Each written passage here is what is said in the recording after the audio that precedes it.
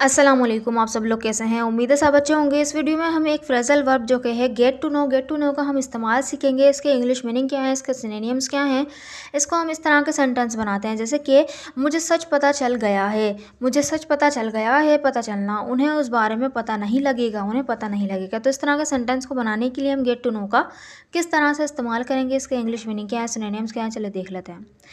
First जो है gate to no का गेट टू नो एक फ्रेजल वर्ब है। इसका मतलब है पता चलना, क्योंकि गेट एज मेन वर्ब काम करेगा। इसकी फॉर्म्स भी होंगी तो गेट, गॉट, गॉट, यानी गॉट गॉट इसकी थर्ड फॉर्म और सेकंड फॉर्म होंगी।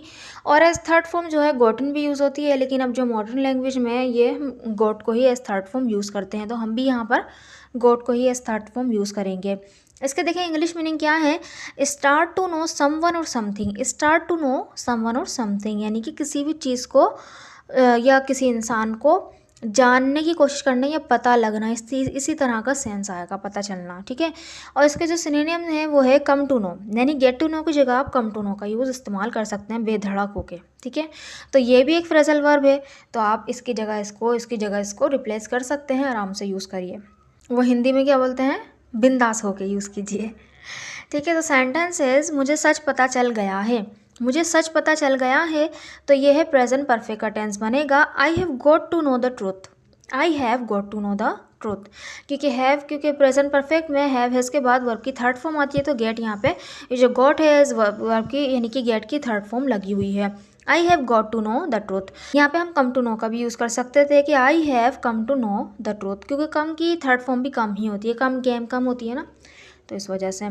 नेक्स्ट सेंटेंस देखें, उन्हें इस बारे में नहीं पता लगेगा। उन्हें इस बारे में नहीं पता लगेगा फ्यूचर इंडेफिनिट का सेंटेंस बनेगा they will not get to know about this. They will not get to know about this. देखिए दे विल आगे, दे विल आया क्योंकि नेगेटिव था, तो उसके बाद नॉट आया, उसके बाद गेट टू नो हमारा फ्रेज आ गया, उसके बाद अबाउट दिस यानी इस बारे में।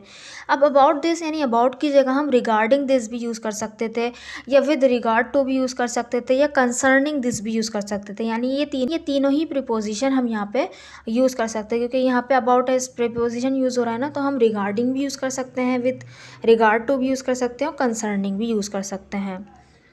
नेक्स्ट सेंटेंस देखें, उसे सच का पता नहीं लगना चाहिए। उसे सच का पता नहीं लगना चाहिए शुड वाला सेंटेंस है, यानी नेगेटिव बनेगा, तो बनेगा she should not get to know the truth.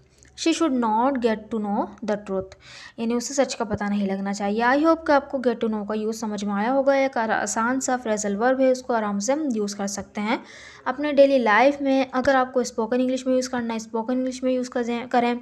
अगर आपको रिटन इंग्लिश में यूज़ करना है तो वहाँ पे यूज़ करें। तो this sentence is for you to translate. आपको सच के बारे में पता लग जाएगा।